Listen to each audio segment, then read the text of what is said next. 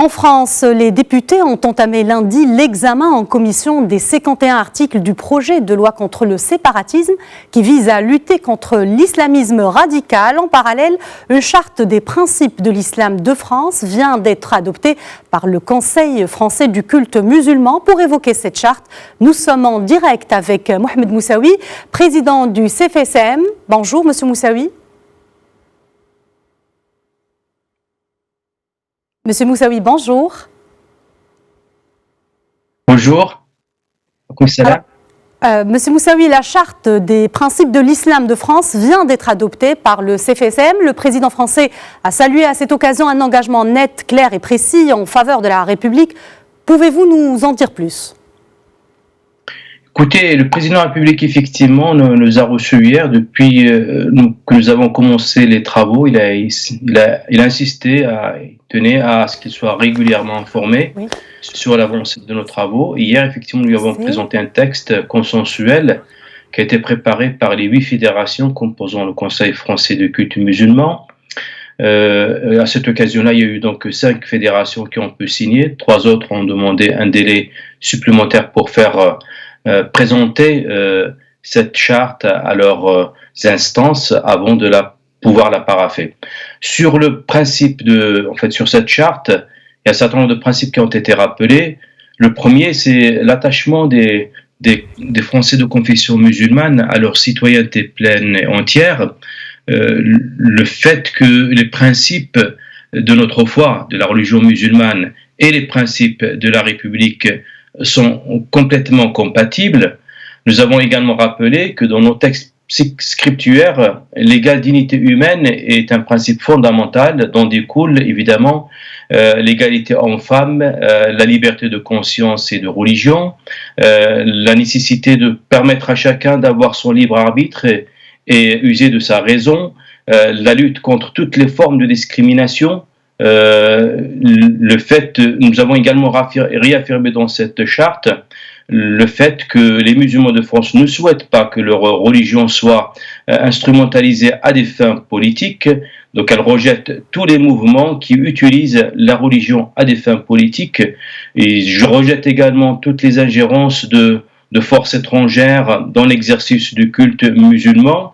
Il rappelle également que les actes anti-musulmans dont sont souvent victimes les musulmans et les symboles de leur foi ne sont pas, sont l'œuvre d'une minorité extrémiste. Il ne faut pas confondre cette minorité extrémiste avec l'État français ni avec le peuple français. Nous sommes conscients effectivement que l'islam et les musulmans sont victimes aujourd'hui d'une défiance qui malheureusement monte au fur et à mesure des sondages, et notamment lorsqu'il y a lorsque un attentat terroriste se produit dans notre pays, automatiquement nous sentons une forme de défiance à l'égard des musulmans. Cette charte, j'espère qu'elle va clarifier notre position vis-à-vis de tous les principes républicains que nous partageons avec nos concitoyens, le fait que les musulmans de France, dont leur vécu, le font dans le cadre des lois de la République, et ils souhaitent partager leur destin avec l'ensemble de la communauté nationale dans le respect de ces lois. Et en même temps de dire à nous... Monsieur Moussaoui, pouvez-vous nous éclaircir sur la notion d'islam de France ? En quoi est-il différent ?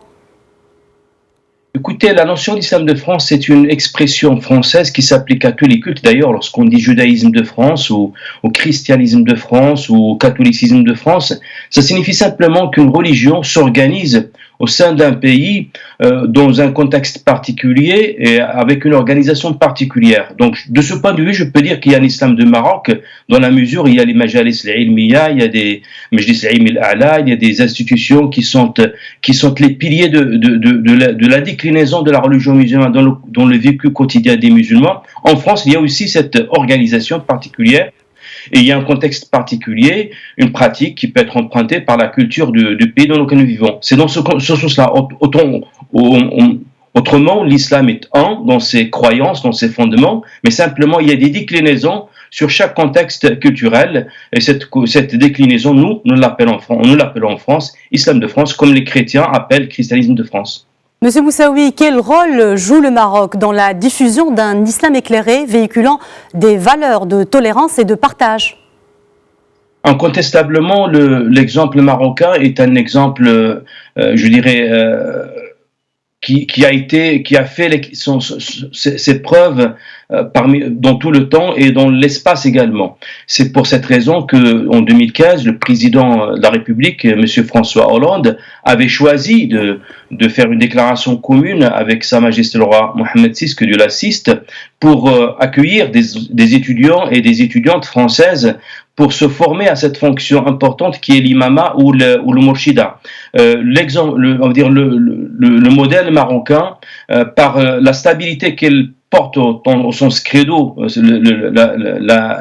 qu'on appelle la croyance ash'arite, c'est une école qui clarifie clairement le credo, ainsi que l'école malikite qui est très ouverte en termes de reconnaissance de contenu, de l'intérêt général, et du contexte de l'intérêt général, etc., ainsi que la dimension spirituelle dans le soufisme. Ces trois dimensions importantes, pour le Maroc se rajoute évidemment la commanderie des croyants qui fait l'unité des Marocains autour d'une institution solide et stable, et il épargne toute instrumentalisation du politique dans la religion.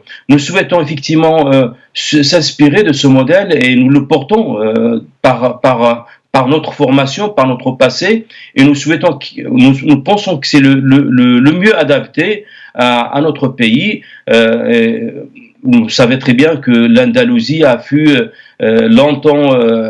permis à l'Europe, ou en tout cas au sud de l'Europe et particulièrement à la France également, de s'épanouir avec une cohabitation de différentes cultures, de différentes religions. C'est ce que démontre aujourd'hui le Maroc avec la cohabitation de différentes religions, le judaïsme, le christianisme, l'islam, au sein de ce pays où tous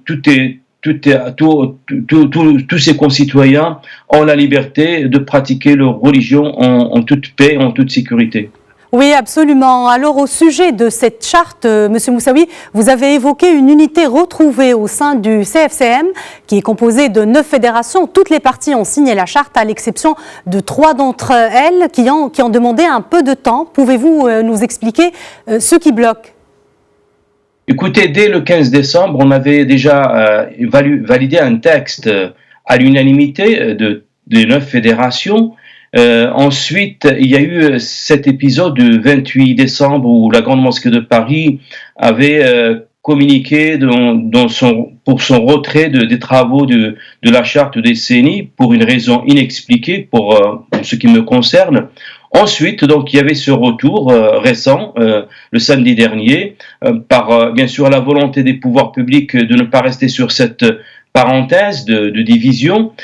J'ai accepté volontairement de reprendre les discussions avec toutes les fédérations sur le texte qui a été élaboré le 15 décembre. Et en réalité, le texte du 17 janvier ne diffère que sur 5 à 10% par rapport à ce texte-là. Sur les 5-10%, les 3 fédérations qui avaient déjà validé la charte du 15 décembre avaient souhaité consulter leurs instances et leurs bases pour se positionner par rapport à ces 5-10% qui ont été modifiés.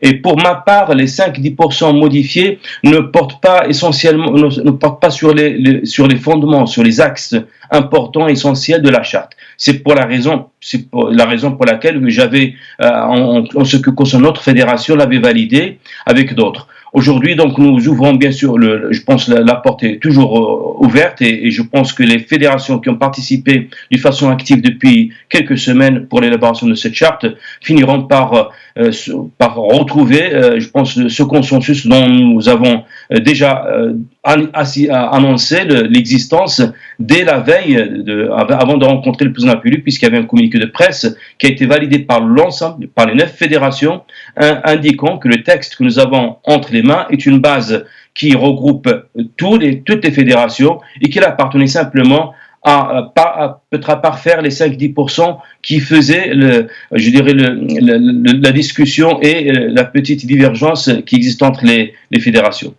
Merci Mohamed Moussaoui. Je rappelle que vous êtes président du CFCM, le Conseil français du culte musulman. Merci à vous.